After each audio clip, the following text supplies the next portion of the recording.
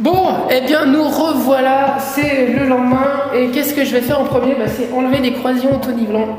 Donc là avec les twists c'est tout simple, il suffit de donner un coup sec avec un maillet, avec un petit coup de pied si vous voulez, dans la longueur du joint, c'est-à-dire la longueur du joint, c'est non pas, vous voyez, dans la largeur ici, dans la largeur du joint, c'est pas bon, il faut le faire dans ce sens-là, dans la longueur, un petit coup sec, et voilà.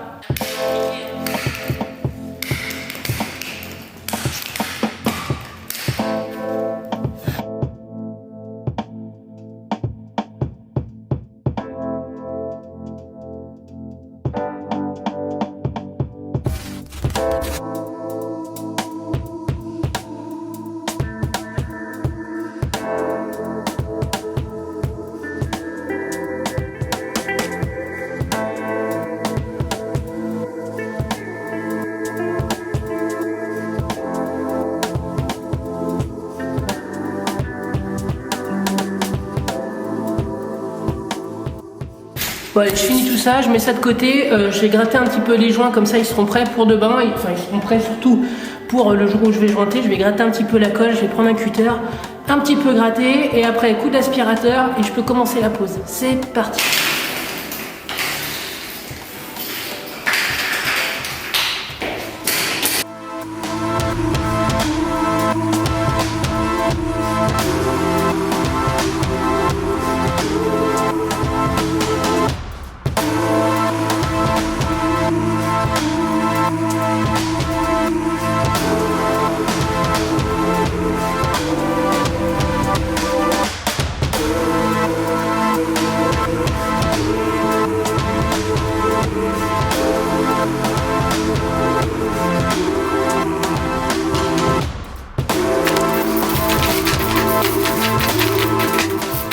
Comme vous le voyez, je passe un petit coup de cutter dans les joints pour enlever les 2-3 excédents de colle qui vont peut-être remonter suite à avoir vissé un petit peu avec les auto-nivelants. Donc je vais faire mes joints comme ça. Après, je passe un coup d'aspirateur pour enlever toutes les aspérités. Et après, un léger, mais vraiment léger coup de serpillère pour tout nettoyer et que ce soit bien propre pour le jour où je vais commencer à jointer.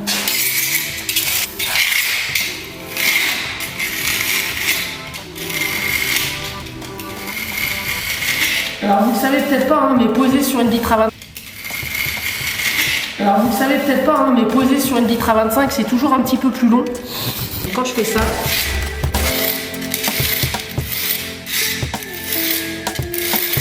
voilà mon joint, là après il est nickel.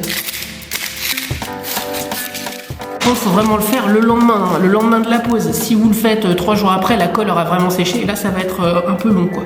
Donc faites-le juste le lendemain, déjà ça permet d'un petit peu s'échauffer suite à la journée de la veille.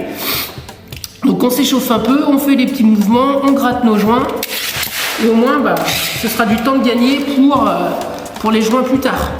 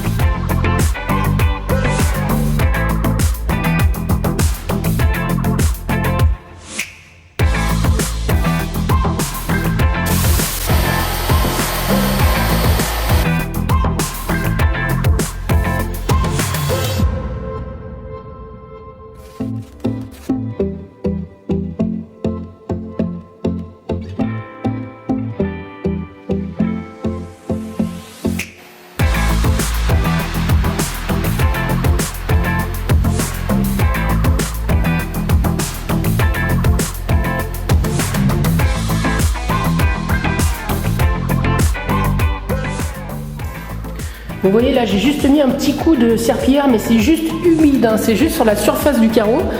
Déjà parce que vous allez vous en rendre compte, lorsque vous allez passer la serpillière, vous voyez ici, on voit qu'il y a un petit peu de colle. Hop, déjà ça l'enlève, ça enlève les petites traces de colle, mais le but il est vraiment juste d'aller en surface sur le carreau. Faut pas tremper les joints. Vous voyez, quand on regarde sur la surface, vous voyez, ma serpillière, elle est juste humidifiée, quoi. En plus, ces carreaux sont pas évidents, hein. Ce terrazzo, puisque c'est assez trompe-l'œil, hein, les moindres petites traces, elle est compliquée à voir. Donc je tenais juste à vous dire ça, n'allez pas, y allez pas à grande eau, hein, parce qu'après ça va vous abîmer tous vos joints par la suite. Donc d'autant plus qu'on est sur une natte d'Itra 25, il n'y a aucun phénomène d'absorption. S'il y a trop d'eau, il y aura toujours trop d'eau. Ça va pas être absorbé, même par la colle, ça n'ira pas. Faut vraiment juste y aller en surface. Bon, le terrazzo, c'est une invention italienne, hein, mais qui date d'il y a très très longtemps. Faudrait que je regarde, mais je sais pas si ça n'a pas 800 ans, le terrazzo. En fait, le terrazzo, vous voyez, quand on le regarde, hein, et c'est bien parce que celui-ci, il a vraiment les couleurs naturelles du terrazzo.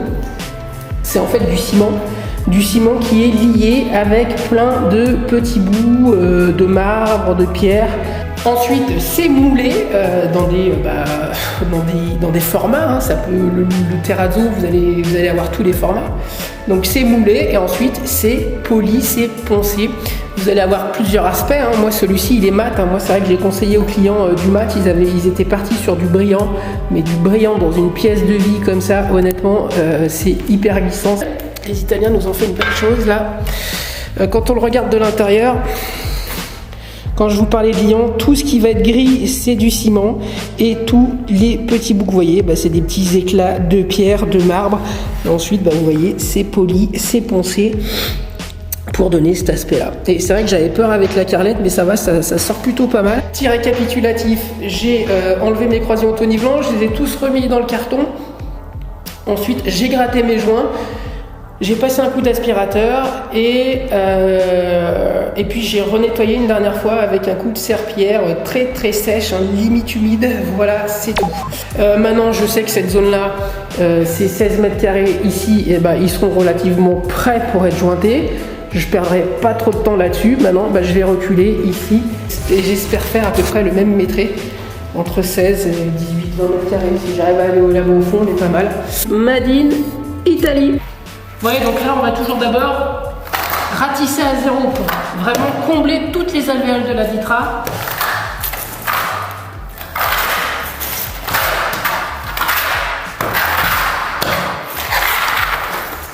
Voilà, là on est bon. Tout est rempli maintenant. Je vais pouvoir peigner le peigne de 12 mm.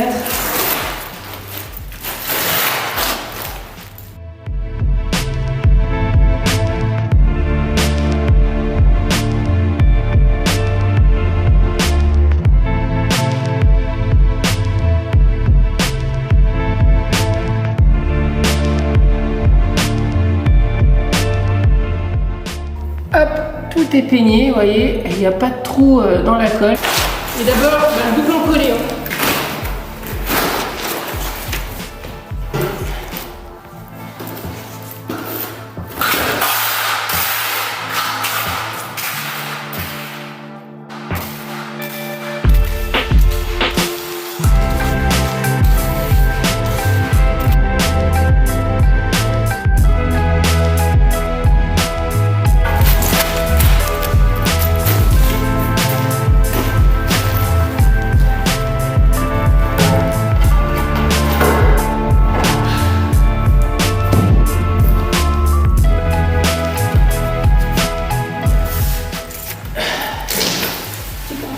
Ici, voilà.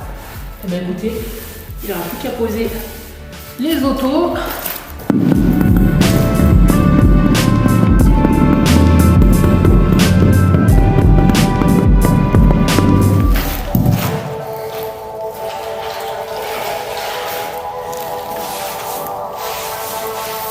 Voilà.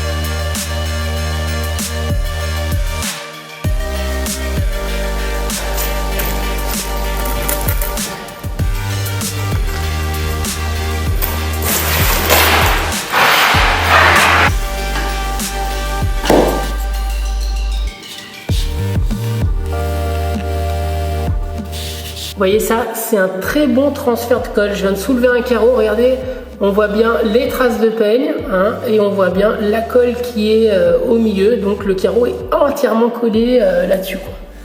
Voilà, ça c'est un bon transfert. Ça le bon collage, hein, c'est que ça permet de favoriser le transfert lorsque le carreau a un petit gaz. Les carreaux ont toujours un petit gaz, hein, tout le temps, tout le temps, tout le temps.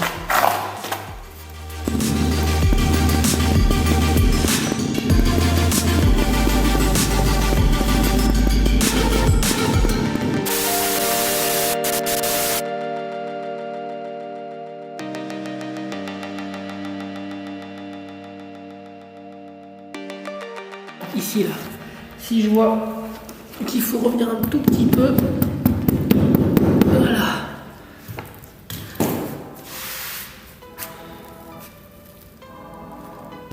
Donc ici, je suis bon. Ici, je suis bon. Ici, je suis bon.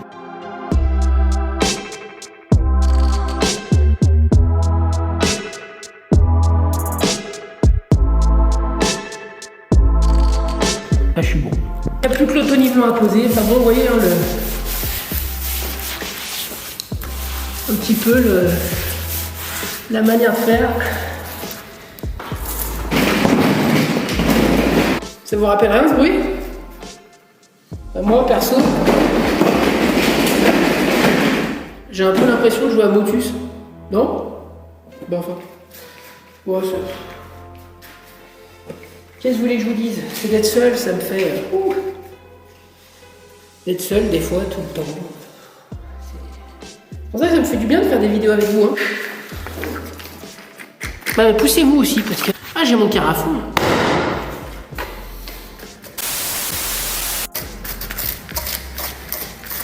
Ça va être fait. Voilà.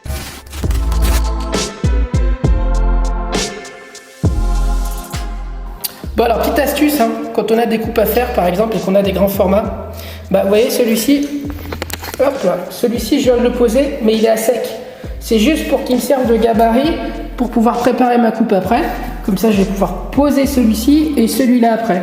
Mais ce sera beaucoup plus facile et puis surtout quand on a des jonctions comme ça avec des cloisons, vaut mieux essayer de régler dans son ensemble.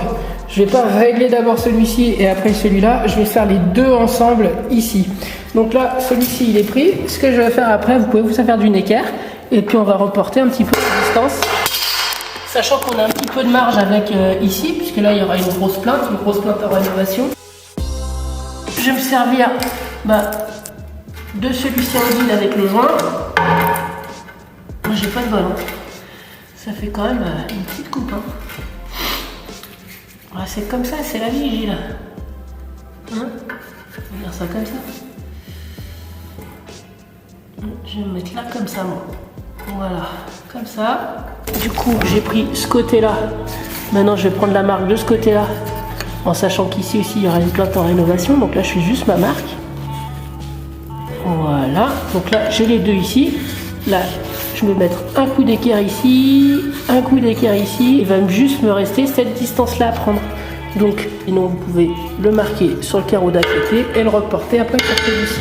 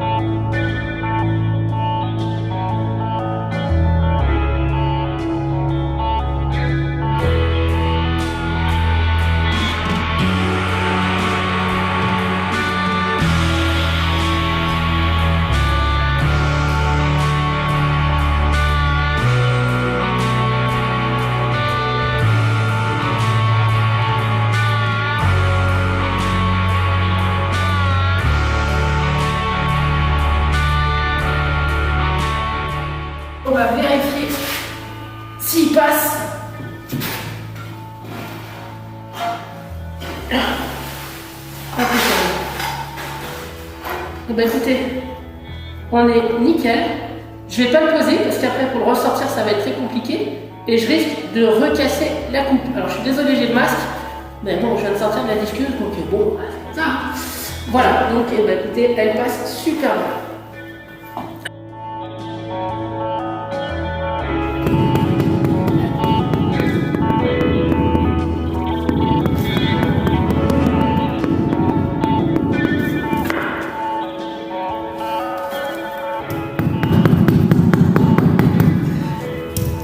Regardez là les alignements. Ici, je suis bon. Ici, je suis bon. Et ici, je suis bon. Voilà. Donc là, on est bon en alignement. Je vais poser. Ouais, j'ai commencé à peigner là, mais ça, faut surtout pas. Hein. Là, c'est parce que je viens de peigner, mais là, il y a trop de charge ici sur le côté. Ça va être très très compliqué à régler. Et voilà, je vais régler les deux en même temps. Et ce que je vais faire, bah, vous voyez, je suis ici. Là, c'est le rang que je viens de coller. Je vais juste enjamber. Ça a été posé hier. Donc, je vais pouvoir contourner et poser le carreau tranquillement. J'espère que les clients seront contents quand même. Parce que honnêtement, c'est pas le chantier le plus facile que j'ai eu à faire. Et je me donne la peine hein, quand même. Hein. Mais franchement, je suis content parce que bon, le terrazzo, c'est pas souvent qu'on en trouve. Dans ce format-là non plus, hein, dans des formats type 60-60, même si c'est une grande tendance, vous voyez, les gens n'osent pas assez des fois. Mais c'est vrai que la mode, c'est un éternel recommencement, puisque ça, c'était à la mode il y a 30 ans, 40 ans, et là, ça revient quand même en force. Moi, j'aime beaucoup, je trouve ça assez marqué. Et forcément, quand vous me connaissez, vous savez que j'aime les gens qui ont du caractère, qui savent s'affirmer et qui osent prendre une décision. Parce que bon, c'est pas comme si on posait juste le sol, là on fait toute la pièce comme ça. Toute la pièce à dire. Ici là-bas, ça va être un joli bleu là sur le mur. Si je peux revenir, parce que je crois que j'ai la crédence à faire après, on verra comment ça va avancer.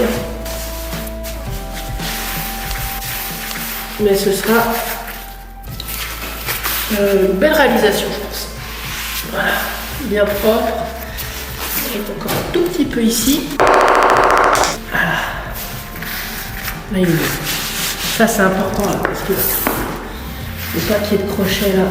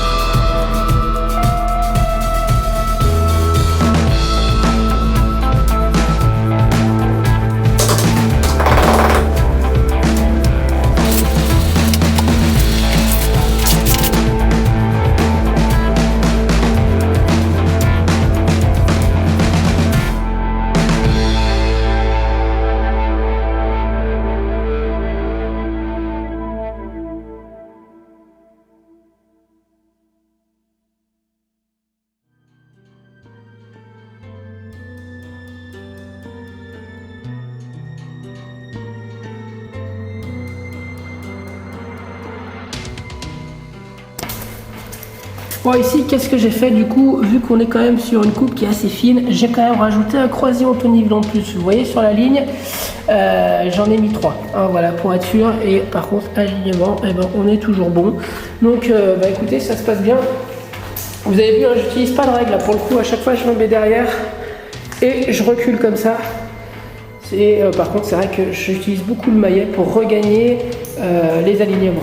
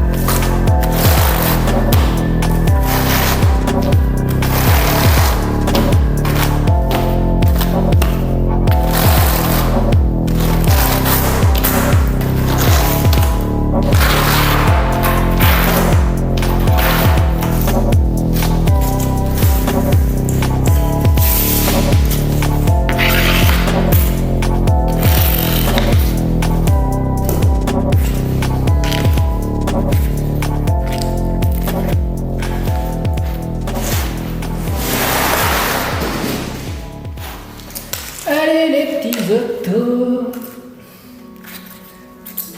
N'empêche, honnêtement, sans ça, je vois pas comment on peut bien les poser ces cartes. Franchement,